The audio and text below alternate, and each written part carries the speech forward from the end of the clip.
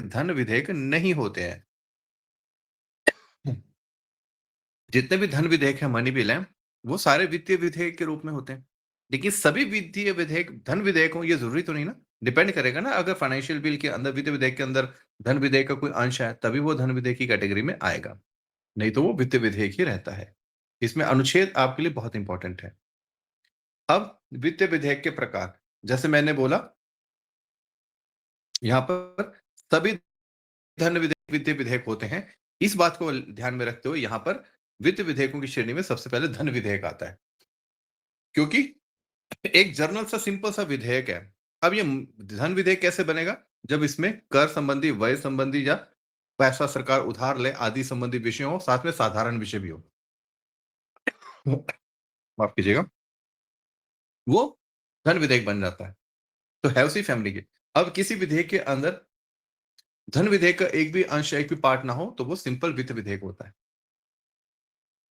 और अगर किसी वित्त विधेयक के अंदर किसी भी धन विधेयक का एक अंश भी हो जाए, धन विधेयक के प्रावधान का एक अंश भी हो जाए, तो वो वित्त विधेयक धन विधेयक की कैटेगरी में आता है। तो उस वित्तीय विधेयक की जो है परमिशन लेनी पड़ती है।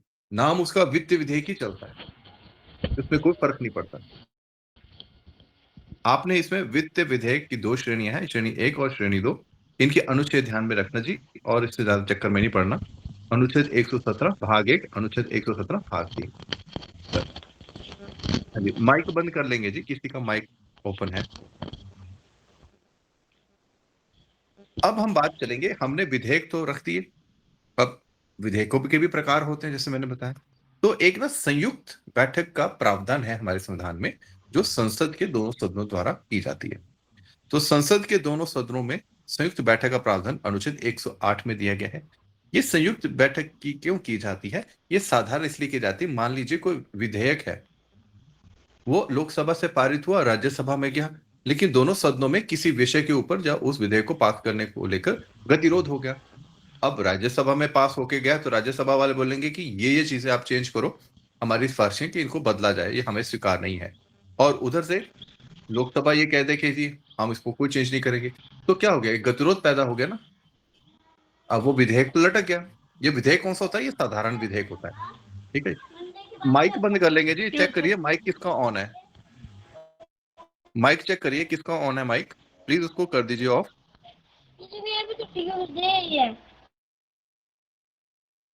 माइक ऑफ कर दीजिए। हाँ, थोड़ा इस बात तो देखेंगे जी कि माइक ऑन ना हो, क्योंकि हम सब अलग-अलग लोकेशंस पर बैठे होते हैं, अलग-अलग पोज़ीशंस के अंदर होते हैं। अच्छा, तो ये संयुक्त बैठक जो है फिर बुलाई जाती है, उस गतिरोध को दूर करने के लिए, ताकि वो साधारण विधेयक जो है वो भी पारित हो जाए। अच्छा ठीक है, ये बात तो समझ में आ गई, ठन की दोनों में। अब थोड़ा देखेंगे, जब कभी भी कोई विधेयक एक सदन से पारित होकर जब दूसरे सदन में जाता है ना जी, तो क्या हो सकता है? तो यही हो सकता है कि दूसरा सदन उसको अस्वीकार कर दे, या दूसरा सदन अपनी कुछ सिफारिशें दे, उसमें कुछ बदलाव करने के लिए। और जब कभी ऐसा विधेयक जो है लटक जाता है, सदनों की लड़ाई के बीच में फँस जाता है, और ऐसा होते-होते वो विधेयक दूसरे सदन में पड़ा हुआ है और उसको पास नहीं किया जा रहा है दूसरे सदन द्वारा, और ऐसा होते हुए 6 महीने से अधिक का समय बीत जाए, तब राष्ट्रपति क्या करते हैं, उस विधेयक के ऊपर, जो कि साधारण विधेयक होता है, उस विधेयक के ऊपर उसको बोलते हैं संयुक्त बैठक को बुलाते हैं। दोनों सदनों की संयुक्त बैठक को बुलाते हैं। कौन बुला रहा है? राष्ट्रपति, ध्यान रखिएगा। अब राष्ट्रपति अपनी शक्ति का अनुच्छेद 108 के अनुसार जो शक्ति उनकी वर्णित है, उस शक्ति का प्रयोग करते हैं, और उस विधेयक के ऊपर अब एक आम राय बनानी पड़ेगी ना, विचार-विमर्श करना पड़ेगा, फिर मतदान करके उसको पास भी तो करना है। ऐसा नहीं कि कोई विधेयक डेड हो गया है या लटक गया है तो उसको छोड़ ही दो, नहीं, उसको निकाला जाता है उस चीज़ से। तो दोनों सदनों के सदस्य बुलाए जाते हैं, लेकिन कितने? दोनों सदनों की कुल सदस्यता का 1/10। ये इम्पोर्टेंट बात है, ये ध्यान रखेंगे। साधारण विधेयक हो या कोई वित्तीय विधेयक हो, वित्तीय विधेयक, यहाँ पर अब आप बोलेंगे वित्तीय विधेयक क्यों बोल दिया? अभी तो साधारण बोला था। सुनिए इस बात को। वित्तीय विधेयक साधारण विधेयक तो होता ही होता है, जॉइंट सिटिंग के अंदर आता है, अगर कभी अटक जाए वो। वित्तीय विधेयक वो जिसमें धन विधेयक का कोई अंश नहीं है, वो वित्तीय विधेयक जो है, उस पर जॉइंट सिटिंग हो सकती है। क्योंकि धन विधेयक पर कभी भी संयुक्त बैठक नहीं हो सकती, ऐसा प्रावधान लिखित है। ठीक है? तो साधारण विधेयकों पर और वित्तीय विधेयकों पर जो है संयुक्त बैठक राष्ट्रपति द्वारा बुलाई जा सकती है। कितने सदस्य होंगे? दोनों सदनों की कुल संख्या का 1/10। अच्छा, ये तो राष्ट्रपति ने बुलाई। अब राष्ट्रपति ने बुलाई तो कोई इसको अध्यक्षता भी तो करेगा। राष्ट्रपति अध्यक्षता नहीं करते हैं, राष्ट्रपति सिर्फ बुलाते हैं। इसकी अध्यक्षता करते हैं लोकसभा के सभापति। लोकसभा के सभापति जो हैं इस संयुक्त बैठक की अध्यक्षता करते हैं।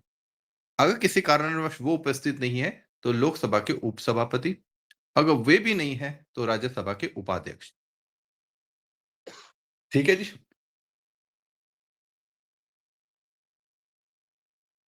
देखिए मैंने यहां पर लिख दिया लोकसभा सभापति, लोकसभा उपसभापति, राज्यसभा उपाध्यक्ष। अब आप मेरे को यह बताएंगे कि राज्यसभा के अध्यक्ष क्यों नहीं कर रहे हैं इस मीटिंग को? आपके हेड तो वो है।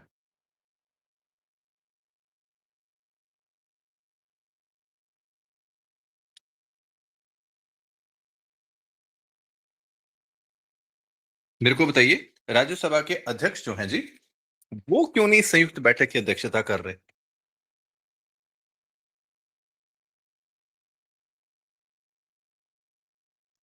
हाँ जी, बता दीजिए। आपको क्या लगता है, आपकी क्या राय है? ज़रूरी नहीं कि मैंने पढ़ा नहीं है तो मैं क्या बोलूँ, आपकी क्या राय है?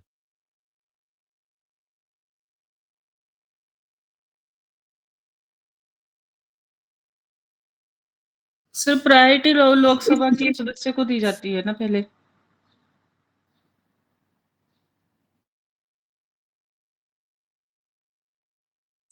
नहीं, अच्छा, यहाँ पर तो उनका राज्य नाम ही मेंशन नहीं है ना, प्रायोरिटी अच्छा, तो बड़ी दूर की बात है। राज्यसभा का जो सभापति होता है वो तो किसी भी सदन का सदस्य नहीं होता ना।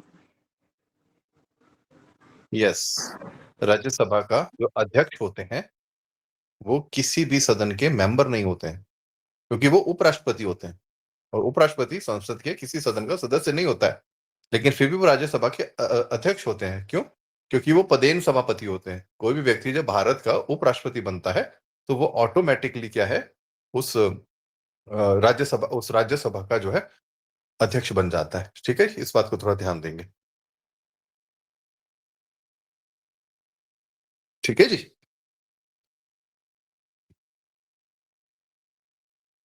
और मान लीजिए यहाँ पर ना एक शब्द आ रहा है कोरम। मैंने बोला ना दोनों सदनों की कुल सदस्यता का 1/10, वो बोलते हैं गण पूर्ति। कितनी गण पूर्ति होनी चाहिए संयुक्त बैठक की? 1/10 दोनों सदनों की फुल मेंबरशिप का। और यहाँ पर यह भी लिख दिया है कि अगर मान लीजिए कोई भी अवेलेबल नहीं है, ना लोकसभा के सभापति, ना लोकसभा के उपसभापति, ना राज्यसभा के उपाध्यक्ष, कोई भी नहीं है, तो किसको बनाएंगे? तब फिर जो संयुक्त बैठक के अंदर सदस्य आए हैं, वो फिर निश्चित करते हैं, वो चुनते हैं कि किसको बनाया जाए। अब इस विधेयक को संयुक्त बैठक में चर्चा के बाद पारित करना है, तो वो किस बहुमत से पारित होगा? वो होगा जी साधारण बहुमत से। साधारण बहुमत मतलब जितने उपस्थित लोग हैं उनका 50% से अधिक। सिंपल। अब एक अलग अगला विधेयक है, वो है संविधान संशोधन विधेयक, अनुच्छेद 368।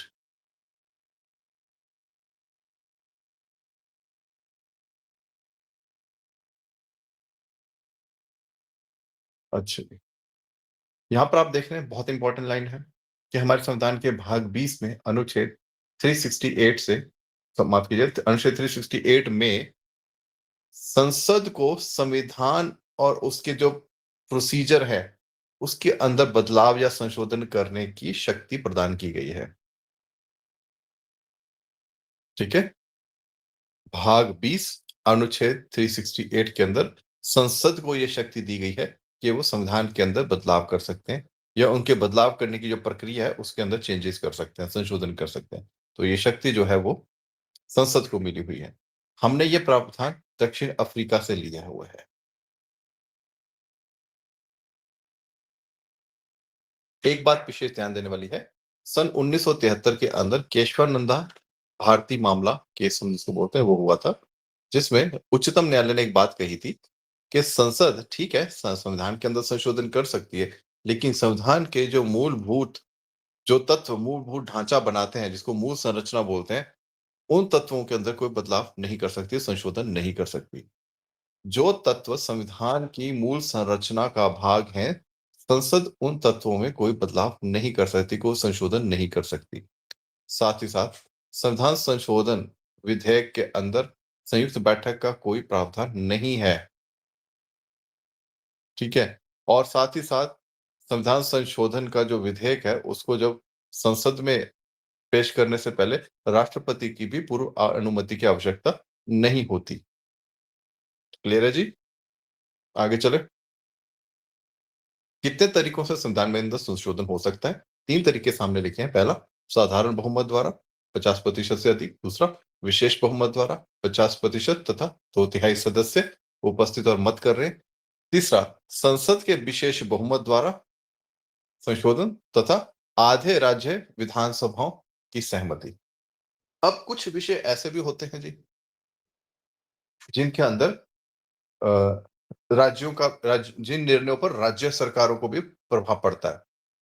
तो ऐसी चीज़ों के अंदर, ऐसी स्थिति के अंदर जो है, उन राज्यों में हमारे देश में ऐसे 28 राज्य हैं, तो आधा राज्य, तो 28 का आधा कितना हुआ? 14, तो कम से कम 15 राज्यों से जो है परमिशन लेना ज़रूरी है। तो वो 15 राज्य उस विधेयक को अपनी विधानसभा के अंदर उसको पास करेंगे। इसके सिंपल साधारण बहुमत से उसको पास करेंगे। यानी कि अपनी परमिशन देंगे कि हाँ, ठीक है, हमें मंज़ूर है संसद ने जो कानून बनाया है।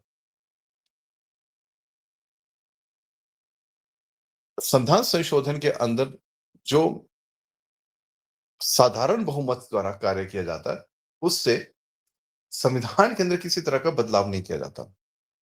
एक प्रावधान है, जैसे हमने बोला साधारण बहुमत होता है। तो इसमें क्या बोला, यह प्रत्येक सदन के सदस्यों का बहुमत है, जो उपस्थित हैं और मतदान करते हैं। यह सामान्य विधेयक जैसा ही होता है। अनुच्छेद 368 इससे बाहर है।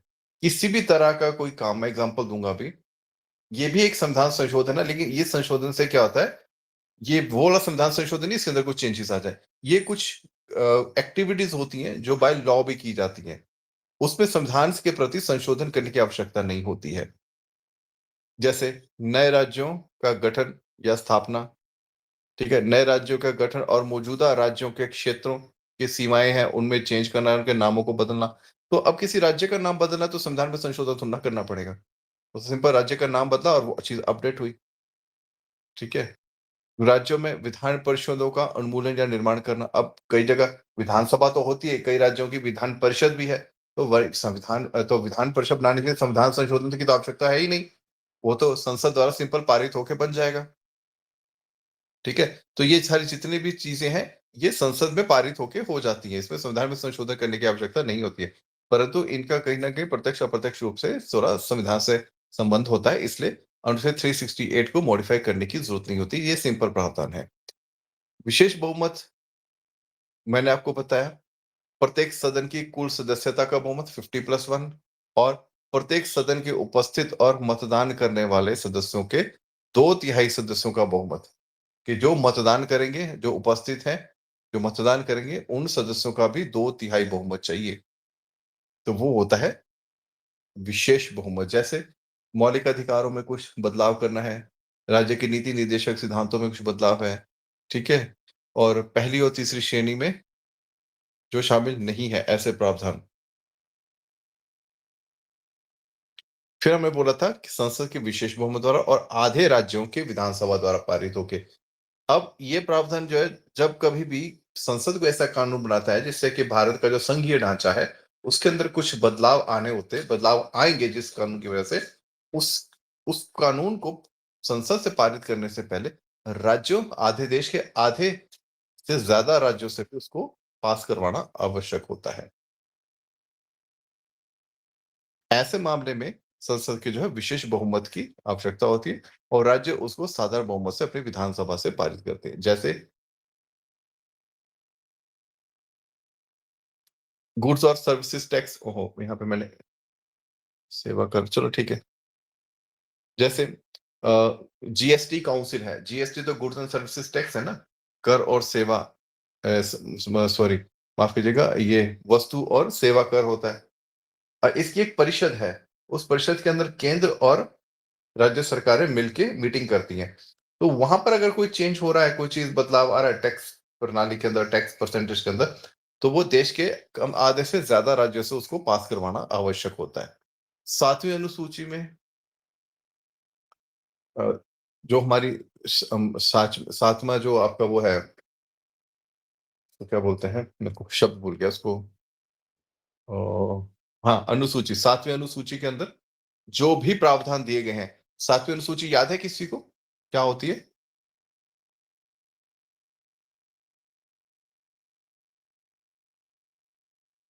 हाँ जी, बता सकते हैं? 7वीं अनुसूची किससे संबंधित है जी?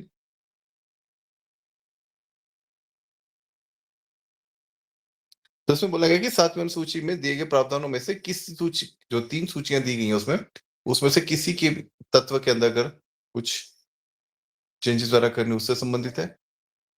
संसद में राज्यों का प्रतिनिधित्व, संसद के अंदर राज्यों का प्रतिनिधित्व राज्यसभा में होता है, उसमें कुछ चेंजेस करने की जरूरत है, तो वो राज्यों से भी परमिशन लेनी पड़ेगी। संविधान और उसकी प्रक्रिया में संशोधन करने की संसद की शक्ति। Excuse me sir. जी, सर आप ना थोड़े से इंग्लिश वर्ड्स भी यूज करें, मैं बहुत कंफ्यूज हो जाती हूँ हिंदी वर्ड्स में, मतलब समझ नहीं ठीक है, आता। यस सर, ठीक है, थैंक यू। ठीक है। चलो मैं इस उदाहरणों को फिर से, मैं एग्जांपल्स को फिर से बोलता हूँ। यहाँ पर सबसे पहले गुड्स एंड सर्विसेज टैक्स की बात की है, टैक्स काउंसिल की बात की है, क्योंकि ये स्टेट और सेंट्रल गवर्नमेंट दोनों को प्रभावित करता है। तो अगर जीएसटी टैक्स के अंदर किसी भी तरह का कोई बदलाव चेंज किया जाता है, तो उसको राज्यों से भी पारित करवाना यानी कि पास करवाना जरूरी होता है। तो स्टेट गवर्नमेंट उसको अपनी विधानसभा के अंदर, अपनी लेजिस्लेटिव असेंबली के अंदर उसको सिंपल मेजोरिटी से पास करेंगे, साधारण बहुमत से पास करेंगे। दूसरा, हमारे कॉन्स्टिट्यूशन की जो 7th शेड्यूल है, 7वीं अनुसूची है, उसके अंदर 3 प्रकार की लिस्ट दी गई है। Central list, state list, concurrent list. केंद्र सूची, राज्य सूची और समवर्ती सूची। इन सूचियों में से किसी के अंदर भी कुछ चेंजेस किए जाते हैं, तो राज्य को भी उस चीज के अंदर, उस कॉन्फिडेंस के अंदर लिया जाता है, मीन उसके अंदर कुछ भी मॉडिफिकेशन की जाती है। स्पेशली स्टेट लिस्ट के अंदर representation of states in the parliament, यानी कि संसद में राज्यों का प्रतिनिधित्व, संसद के अंदर, पार्लियामेंट के अंदर स्टेट्स का रिप्रेजेंटेशन कहाँ हो रहा है? राज्यसभा के अंदर, प्रतिनिधित्व राज्यसभा में हो रहा है। तो उससे संबंधित भी अगर कोई चेंजेस करनी है, तो स्टेट से भी उसको पास करवाना, बिल को पास करवाना जरूरी होता है। और कॉन्स्टिट्यूशन को चेंज करने का जो प्रोसीजर है, जो प्रक्रिया है संविधान को बदलाव करने की, अगर उसके अंदर कोई बदलाव लाना है, तो भी राज्यों से, आधे से ज्यादा राज्यों से परमिशन लेनी आवश्यक हो जाती है। ठीक है जी, आगे बात करते हैं वार्षिक वित्तीय विवरण के अनुच्छेद 112, एनुअल फाइनेंशियल स्टेटमेंट। इसको, ये एक संविधान में लिखा शब्द है, इसका साधारण मतलब है बजट, जो हर साल आता है। ठीक है, कब आता है जी बजट, किस तारीख को प्रस्तुत किया जाता है वित्त मंत्री द्वारा?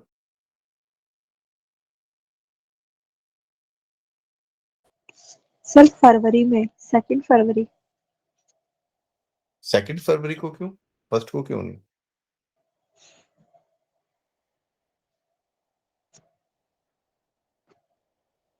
ठीक है, तो सर फरवरी से start 26 से होगी। सर लंबा बजट, सर, फरवरी टू मई। हाँ जी, क्या बोल, बजट सत्र में हाँ बजट सत्र, फरवरी से मई तक। हाँ 1 फरवरी से, ठीक है, 1 फरवरी को उसको पेश किया जाता है अगर कोई दिक्कत ना हो। तो और बजट सत्र है ये आपका अप्रैल मई एंड तक चल पड़ता है, और ये सबसे लंबा सत्र होता है, इसमें मैंने आपको बताया था। तो बजट क्या होता है? इसको वार्षिक वित्तीय विवरण कहा जाता है, जिसको हम सिंपल बजट के नाम से जानते हैं। हमारे संविधान के अंदर वार्षिक वित्तीय विवरण, एनुअल फाइनेंशियल स्टेटमेंट लिखा हुआ है। और हमारे इंडिपेंडेंट इंडिया के अंदर, स्वतंत्र भारत में 26 नवंबर 1947 को उस समय के जो हमारे फाइनेंस मिनिस्टर थे, वित्त मंत्री श्री आर के शनमुखन चेट्टी ने इसको प्रथम बार स्वतंत्र भारत में, इंडिपेंडेंट इंडिया में फर्स्ट टाइम प्रेजेंट किया था, पेश किया था। अब ये होता क्या है? अनुच्छेद याद रख लीजिए, 112 इंपॉर्टेंट है। इसमें सेंट्रल गवर्नमेंट की जो भी अर्निंग्स है और जो भी एक्सपेंडिचर है, एस्टिमेटेड, वो डिस्कस किए जाते हैं। यानी कि केंद्र सरकार ने अनुमानित, अगले साल अनुमानित कितनी कमाई होगी और कितने खर्चे, उसका पूरा विवरण होता है, उसका पूरा डिटेल होता है। ठीक है जी, और ये financial year to financial year चलता है, 1 अप्रैल से 31 मार्च, यानी कि एक फाइनेंशियल ईयर के अंदर, एक वित्तीय वर्ष के अंदर भारत सरकार का एस्टिमेटेड इनकम, रेवेन्यू और एस्टिमेटेड एक्सपेंडिचर की डिटेल होती है। भारत सरकार की एक वित्तीय वर्ष में, जो कि 1 अप्रैल से 31 मार्च तक रहता है, पूरा 1 साल, इसमें अनुमानित प्राप्तियों और व्यय का विवरण होता है। और ये लाते तो माफ कीजिएगा, लाते तो ये वित्त मंत्री हैं, वित्त मंत्री ही बोलते हैं, लेकिन ये राष्ट्रपति के नाम से हर साल संसद के दोनों सदनों में रखा जाता है, राष्ट्रपति के नाम से। रेलवे बजट हुआ करता था जी, 2017 से पहले रेलवे बजट अलग से पेश होता था और साधारण बजट, जो पूरे देश का बजट होता था, वो अलग से पेश किया जाता था। तो रेलवे बजट 2017 से पहले सेपरेटली पार्लियामेंट में डिस्कस होता था और जनरल बजट अलग से। लेकिन 2017 से ये चेंज हुआ, रेलवे बजट को जनरल बजट के अंदर विलय कर दिया गया, मर्ज कर दिया गया। ठीक है, ये एक्वर्थ पढ़ने की जरूरत नहीं है, ये एक एक्स्ट्रा मुझे कुछ फैक्ट मिला था तो मैंने यहाँ लिख दिया है, पढ़ लीजिएगा आप इसको। अब बजट, हमने बजट बनाने की प्रक्रिया में नहीं जाना है, हमने देखना है कि बजट बनाने की स्टेजेस कितनी है, कितने स्टेप्स हैं इसके। पहला स्टेप है प्रेजेंटेशन ऑफ बजट, बजट की प्रस्तुति की जाती है। फिर इसके ऊपर जनरल डिस्कशन होती है, सामान्य चर्चा होती है। फिर विभागीय समितियों द्वारा जांच होती है, स्क्रूटनी बाय डिपार्टमेंटल कमिटीज। अब यहाँ पर अलग अलग मिनिस्ट्रीज, अलग अलग डिपार्टमेंट अपने पूरे साल के खर्चे की लिस्ट सबमिट करते हैं और मिनिस्ट्री वाइज ये आती हैं। और अलग अलग जितनी बहुत सारी कमेटीज का फॉर्मेशन किया जाता है, समितियों का निर्माण किया जाता है। ये समितियां उन डिमांड्स की जांच करती है जो अलग अलग मंत्रालयों, डिपार्टमेंट्स ने भेजी है, अलग अलग मिनिस्ट्रीज ने भेजी है, तो उनकी जांच करती है कि कितनी सही है, कितनी गलत है, क्या नहीं है। ठीक है, उसके सारी ऑथेंटिसिटी वो चेक करते हैं। उसके बाद अनुदान मांगों पर मतदान। अब जो चीजें डिमांड की गई हैं, जितना पैसा एलोकेशन के लिए मांगा गया है मिनिस्ट्रीज और उनके डिपार्टमेंट्स द्वारा, उनके ऊपर फिर वोटिंग होती है। ठीक है, उसके बाद एक विनियोग विधेयक पारित होना चाहिए। Appropriation means to properly distribute the things among the people. तो एप्रोप्रिएशन बिल होता है कि विनियोग विधेयक होता है, ये फिर पास किया जाता है और अंत में जो है वित्त विधेयक को पास किया जाता है। जब तक वित्त विधेयक अंत में पास नहीं होगा, पूरे बजट को कानूनी मान्यता प्राप्त नहीं होगी। इसलिए वित्त विधेयक का, फाइनेंस बिल का पास होना जरूरी होता है इन द लास्ट मोमेंट।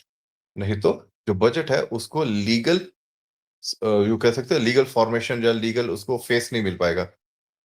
ठीक है जी, कानूनी रूप उसको नहीं मिल पाएगा। आज मैं यही रुकूंगा, अगले क्लास के अंदर हम फंड्स और कुछ इंपॉर्टेंट कमिटीज को डिस्कस करेंगे। Thank you sir.